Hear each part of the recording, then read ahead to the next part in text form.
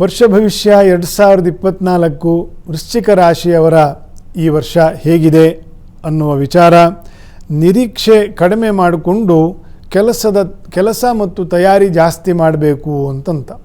ಯಾಕೆಂದರೆ ದಶಮದಿಂದ ಶನಿಯು ಕೇಂದ್ರ ಸ್ಥಾನದಿಂದ ಕೇಂದ್ರವನ್ನು ನೋಡ್ತಕ್ಕಂಥದ್ದು. ಇದೊಂದು ರಾಜಯೋಗವೂ ಹೌದು, ಆದರೆ ಅದು ಶನಿಗೆ ಶತ್ರುವಿನ ಮನೆಯೂ ಆದ್ದರಿಂದ ವೃಶ್ಚಿಕ ರಾಶಿಯು ಅದು ರಾಜಯೋಗವೂ ಹೌದು, ಅದೊಂದು ತಲೆಯ ಬೇನೆಯೂ ಹೌದು. ಹಾಗಾಗಿ ಎರಡನ್ನೂ ಒಟ್ಟಿಗೆ ಇರೋದರಿಂದ ಹೆಚ್ಚು ನಿರೀಕ್ಷೆ ಇಟ್ಟುಕೊಂಡು ಪ್ರೆಷರ್ ಮಾಡಿಕೊಂಡು ಆಂಗ್ಸೈಟಿಗೆ ಕಾರಣ ಆಗ್ತಕ್ಕಂಥದ್ದು, ವಿಶೇಷವಾಗಿ ರಾಜಕಾರಣಿಗಳಿಗೆ, ಅಧಿಕಾರದಲ್ಲಿರ್ತಕ್ಕಂಥವರಿಗೆ, ಯಾವುದೋ ಒಂದು ದೊಡ್ಡ ಹುದ್ದೆಗೆ ತಯಾರಿ ನಡೆಸ್ತಾ ಇರ್ತಕ್ಕಂಥವರಿಗೆ, ಎಕ್ಸಾಮ್ಗಳನ್ನು ತೊಗೊಂಡಿರ್ತಕ್ಕಂಥವ್ರಿಗೆ ಎಲ್ಲರಿಗೂ ವೃಶ್ಚಿಕ ರಾಶಿಯವರಿಗೆ ಹೇಳ್ತಾ ಇರೋದು.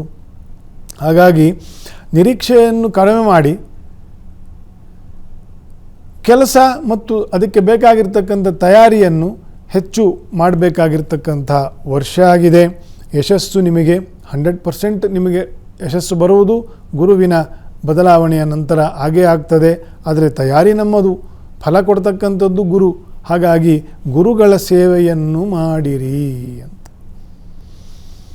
ಗುರುವಿನ ಗುಲಾಮನಾಗ ತನಕ ದೊರೆಯದಣ್ಣ ಮುಕುತಿ. ನಮಗೆ ಕಷ್ಟ ಕಾರ್ಪಣ್ಯಗಳಿಂದಲೂ ಮುಕ್ತಿ ಸಿಗಬೇಕಲ್ವ. ಹಾಗಾಗಿ ಗುರುಗಳ ಆಶೀರ್ವಾದವನ್ನು, ದರ್ಶನವನ್ನು, ಗುರುಪೀಠ ದರ್ಶನವನ್ನು, ಅಲ್ಲಿ ತೀರ್ಥ ಸ್ನಾನಾದಿಗಳನ್ನು ಯಥಾಶಕ್ತಿ ಮಾಡಿಕೊಂಡು ಗುರುಗಳ ಅನುಗ್ರಹಕ್ಕೆ ಪಾತ್ರರಾಗಿ ವೃಶ್ಚಿಕ ರಾಶಿಯವರು.